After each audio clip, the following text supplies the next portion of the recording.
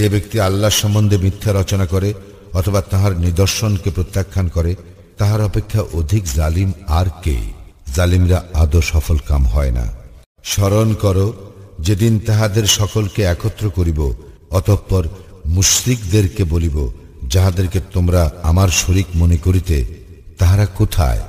অতঃপর তাহাদের ইহা ছাড়া বলিবার অন্য কোনো অজুহাত থাকিবে না। আমাদের প্রতিপালক আল্লাহর শপথ, আমরা তো মুশরিকই ছিলাম না। দেখো তাহারা নিজেদের প্রতি কিরূপ মিথ্যা আরোপ করে, এবং যে মিথ্যা তাহারা রচনা করিত উহা কিভাবে তাহাদের নিকট হইতে উধাও হইয়া গেল। তাহাদের মধ্যে কতক তোমার দিকে কান পাতিয়া রাখে, কিন্তু আমি তাহাদের অন্তরের উপর আবরণ দিয়াছি, যেন তাহারা তাহা উপলব্ধি করিতে না পারে।